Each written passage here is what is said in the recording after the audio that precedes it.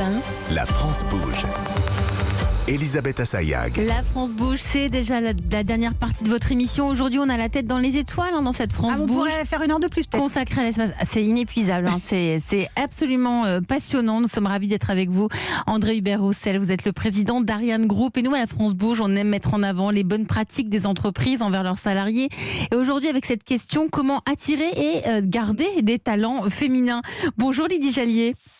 Bonjour. Vous êtes la directrice du développement des talents et des compétences chez Safran. Safran, donc groupe international, dans l'aéronautique et dans l'espace, évidemment, dans la défense.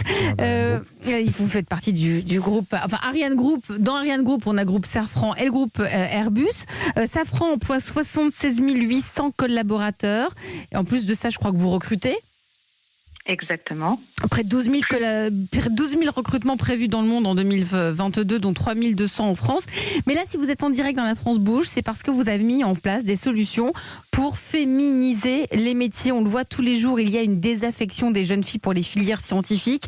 Vous souhaitez leur donner de la visibilité sur des métiers, donc vous voulez valoriser les talents féminins. Quelles sont les actions que vous avez mises en place pour arriver à cela ? Alors des actions diverses, variées. On essaie d'adresser vraiment très tôt les jeunes filles pour pouvoir leur dire qu'elles sont les bienvenues et qu'elles sont attendues dans l'industrie aéronautique. On travaille activement avec l'association Elle Bouge. Nous avons 374 marraines qui sont engagées, qui viennent de nos 93 sites en France, auprès des collégiennes, des lycéennes, des universités, des écoles. Ah, ça commence au collège. Pour rentrer chez Safran, oui. Vous allez les chercher au collège.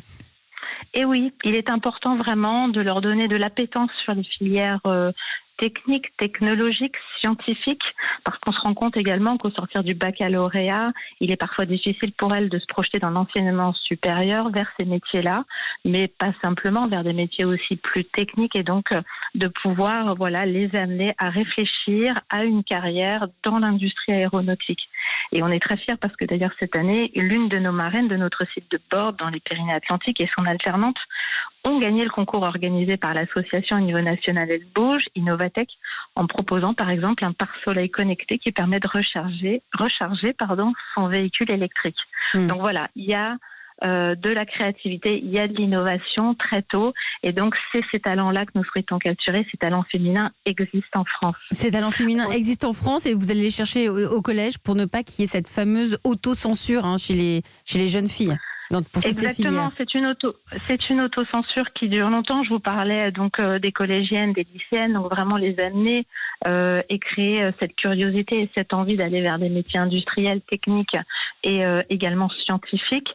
C'est vrai aussi dans les rencontres que nous avons avec nos étudiants dans les écoles majoritairement d'ingénieurs. On a un réseau de 253 ambassadeurs en parallèle de nos marraines, dont 76 sont des femmes et qui vont mener des actions au sein des écoles. On a 217 actions qui ont été menées en 2021 et qui nous permettent aujourd'hui d'afficher un tiers de nos apprentis et de nos stagiaires qui sont des jeunes filles et qui entrent comme ça. C'est la première porte d'entrée dans l'industrie aéronautique. Alors aujourd'hui, quelle est la proportion de femmes chez Safran dans cette industrie aéronautique? Alors, à l'échelle de ces actions. Oui, alors vous avez parlé donc de l'effectif groupe de 76 800, donc on a à peu près 28% de l'effectif monde qui sont des femmes et 24% en France sur un total de 41 580 à fin mai 2022. En cohérence avec les autres industriels de l'aéronautique sur la base des dernières données du GIFAS, le groupement des industries aéronautiques et spatiales.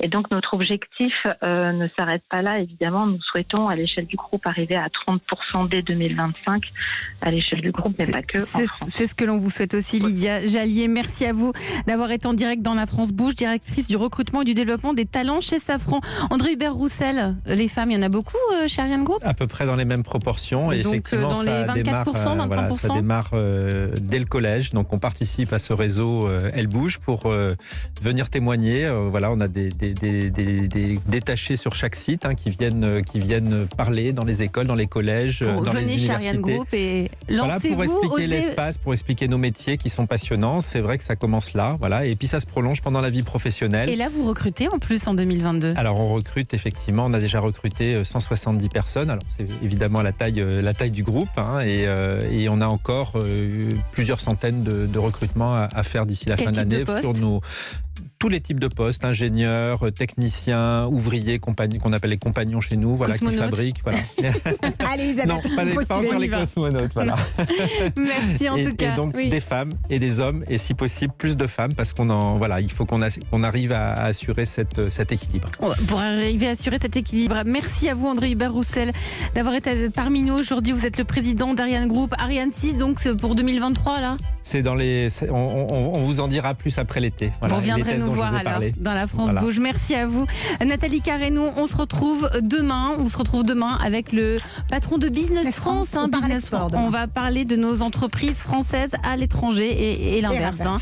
Merci à vous. Tout de suite le flash suivi de Christophe Mondelat.